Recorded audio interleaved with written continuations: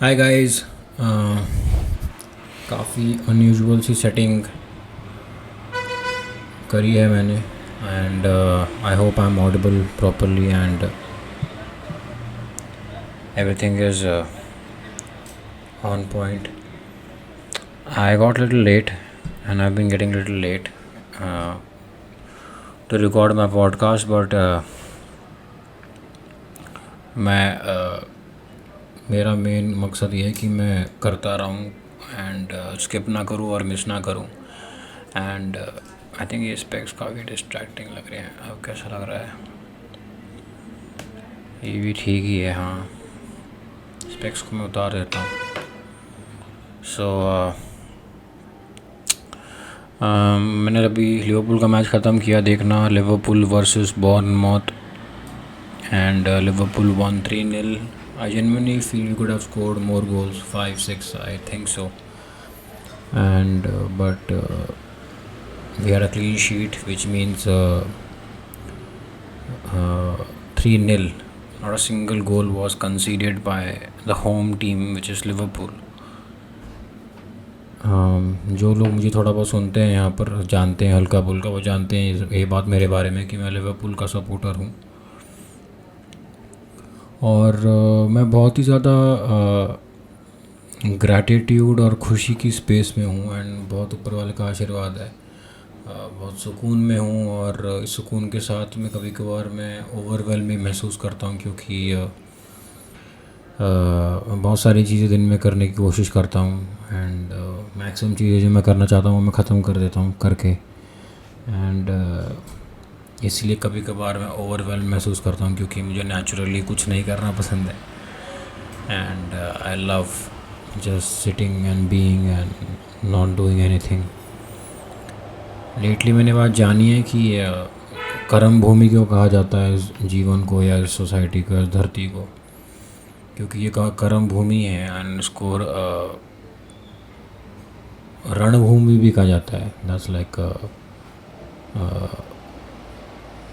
A land जहाँ पर war होता है. सो रणभूमि भी है, क्योंकि जैसे जैसे मैं बड़ा हो रहा हूँ मैं बात जान पा रहा हूँ कि इस जीवन में सिर्फ जीना वो एक वॉर से कम नहीं है. It's a war. I think my order must have come. Just a second, I am pausing the video. Hello, sorry guys, मेरा ऑर्डर आ गया था, मैं पिज़्ज़ा खा रहा हूँ.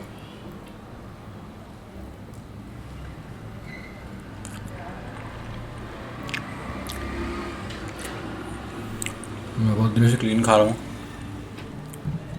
हैवी लिफ्टिंग कर रहा हूँ. आज लेग्स भी मारे थे एंड लिवरपूल मैच भी जीती थी, तो मेरा मन किया कि पिज़्ज़ा खा लेता हूँ.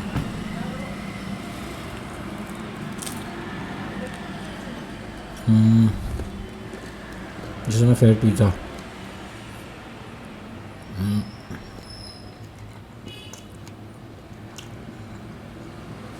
There's pineapple in it and meat. I don't know, मुझे लगा नहीं था कि मैं कभी पाइनएप्पल वाला पिज़्ज़ा पसंद करूँगा.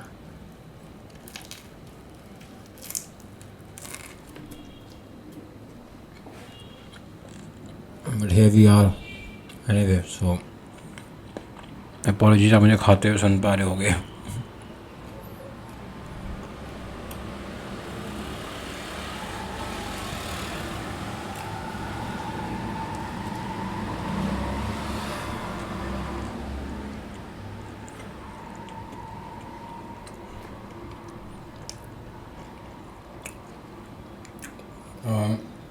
Write in the comments what do you like to eat. What's your favorite food? आप कब खाना प्रेफर करते हो? बहुत सारी चीज़ें हम मूड के हिसाब से खाते हैं.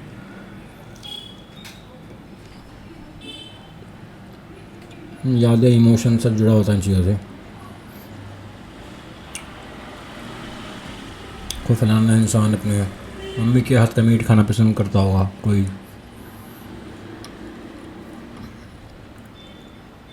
दूर कहीं ट्रैवल करके किसी अच्छे एरिया में जहाँ पर नॉनवेज बनता हो स्पेशली मुस्लिम एरिया में, वहाँ पर जाके नल्ली निहारी खाना पसंद करता होगा, मैं उनमें से एक हूँ. Share that story in the comment section, because if there's any place where I'm active, then that is YouTube, nowhere else. So yeah, this is what I feel. And आज कुछ तो श्राद्ध का था घर पे मेरे, और मेरे पापा को लेके कुछ पूजा वगैरह करी थी घर पे मेरे घर वालों ने. एंड मैं किसी को कैसे बताऊं कि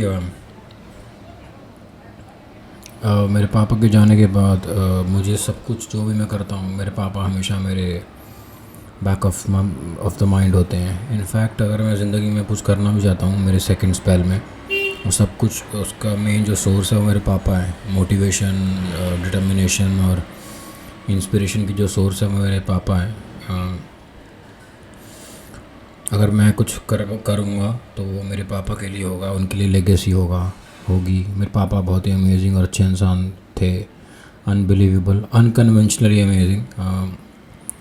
इस लॉजिकल दुनिया समाज के दिमाग के अंडरस्टैंडिंग और स्ट्रक्चर में ऐसे इंसान नहीं आते. I think Ishwar great, God great है, जो भी ऑलमाइटी यूनिवर्स. मेरे पापा को बेटा भी ऐसा मिला जो कि मैं हूँ, जो चीज़ें थोड़े डिसेंट गहरे रूप में समझ जाता था, है अभी भी. रोज़ मेरे मन में कोई ना कोई बात ऐसी आती है जो कि ऑलरेडी पास्ट में घट चुकी है. But as I am growing older and I am getting deeper understanding about everything, I am able to recall what my dad said and did around me. And I react like this, oh तो पापा ये कहना चाह रहे थे, oh my god. And then low-key, I sometimes feel bad also कि man, I couldn't understand. I did not have it in me that time. I was too caught up in my own bullshit, and that's just how life is. I think a lot of things that we do, it has a lot to do with our age, the age we are in. कोई बंदा 24-25 साल की उम्र में 4 किताबें पढ़ के कुछ 5-6 रिट्रीट्स पे जाकर बोलना शुरू कर दिया, अरे यार मैंने जीवन समझ लिया है. और वो बड़े लोगों के बीच में ऐसे नॉड करे, हाँ मैं जानता हूँ तुम्हें ट्रॉमा इशू, जो भी बकवास की बातें लोग करते हैं आजकल, ट्रॉमा. उसे बात पता नहीं कि उसकी 24-25 साल की उम्र है जो उससे ऐसे बिहेव करवा रही है. ये जो टिंज ऑफ एरोगेंस या जो भी ये जानना है, नो इट ऑल बन जाना. फिर उम्र बढ़ती है आगे, अगर इंसान सेम राइट पाथ पर है तो पाथ उसको फिर से एक और झिल्ली, एक और परत, एक और प्याज के छिलके की तरह एक और परत उतरती है.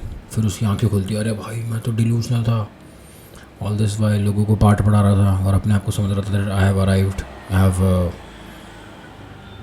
Have figured life out. So मेरे पापा मेरे लिए वो kind of lighthouse you can say, और वो रेफरेंस पॉइंट है, क्योंकि उनकी बातें टाइमलेस विजडम और उनकी बहुत ही रॉ, मतलब ज़िंदगी से आई हुई, ज़िंदगी को जी हुई एक्सपीरियंस वाली विजडम उनके अंदर थी. ऐसे उनको भी बैठ के कोई ऐसे कुछ ज्ञान नहीं दे देते थे वो, उनकी जस्ट वो डे टू डे लाइफ में जो कहते थे करते थे. मेरे पापा एक और बड़ी गहरी बात कहते थे कि एक जो इंसान लाइफ में फेल हो चुका है ना, that person can be a great coach and that person can develop winners.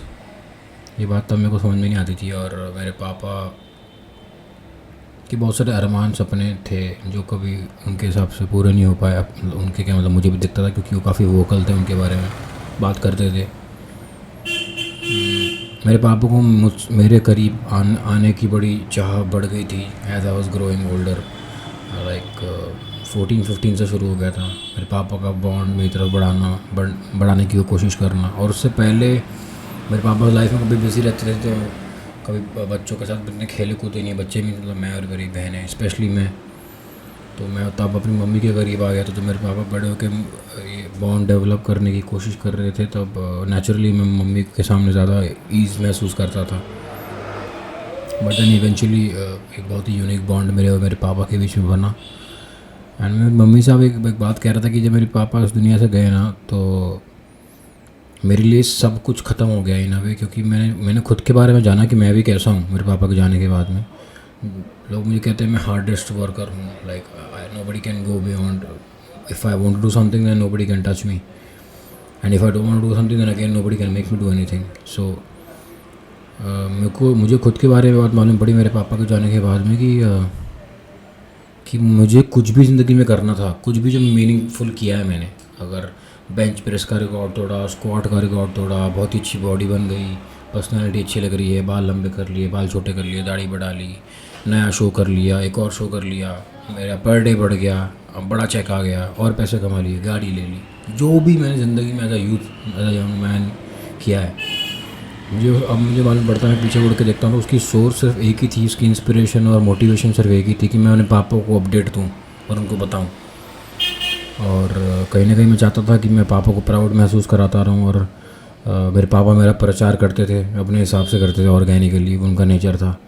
और बहुत ही रियल ओजी इंसान थे, इसलिए नहीं क्योंकि मैं उनका बेटा हूँ। वो मुझे मेरी मम्मी को कभी बार कहते थे, क्योंकि मेरे पापा की मैंने उनके मन में एक रिस्पेक्ट अर्न कर ली है एज अ ह्यूमन बींग।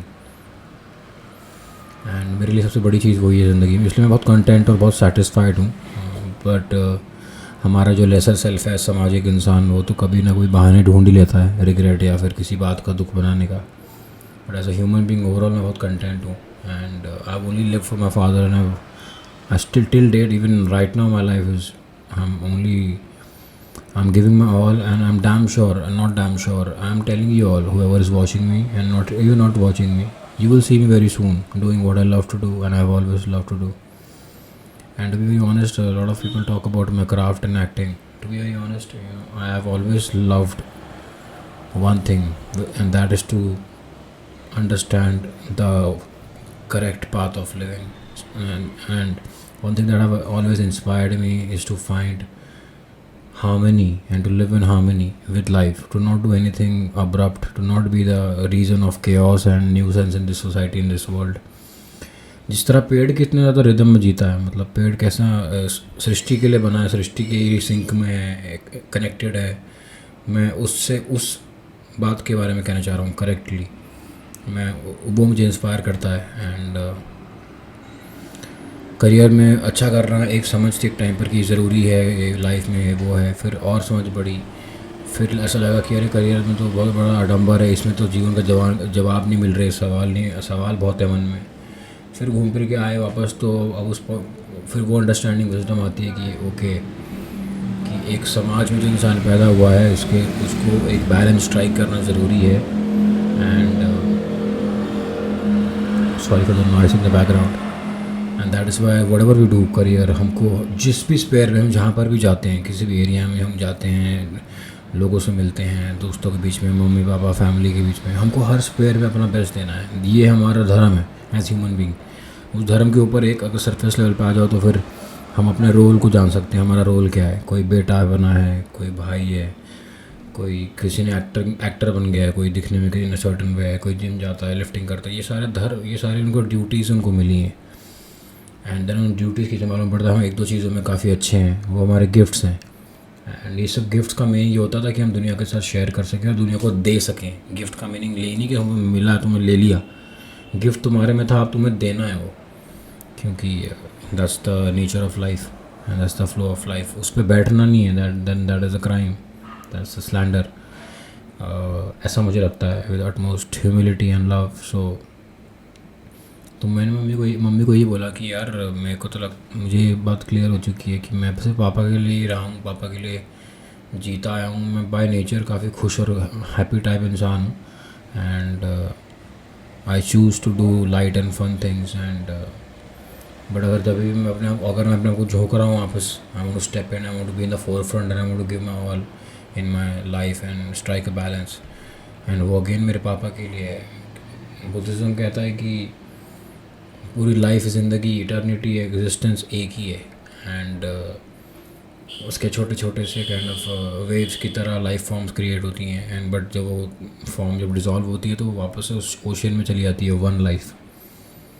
मैं कुछ ज़िंदगी के रिदम में अपनी पावरफुल सेल्फ से आगे बढ़ूँगा एंड इम्पैक्ट क्रिएट करूँगा। तो मेरे पापा की स्पिरिट जो कि इस कॉस्मोस गॉड के साथ मर्ज हो चुकी है, वापस जा चुकी है, वो मेरा ग्रेटेस्ट कॉज होगा जीने का। और अगर मैं नहीं करूँगा तो वो ग्रेटेस्ट क्राइम होगा। एंड बहुत वक्त लगाया मैंने इस बात को समझने के लिए। मैंने घंटों ध्यान लगाया, चैंट प्रे किया है। एंड दुख इतना बढ़ा रहा है कि वो दुख मेरी मोटिवेशन फ्यूल रहा है मेरे लिए, और अभी भी है। मम्मी को मैं बता रहा था कि आज ही कि कितने दिन ऐसे बीते हैं कि मेरा तकिया भीग जाता है रोते हुए, कुछ बात ऐसे मन में आ जाती है।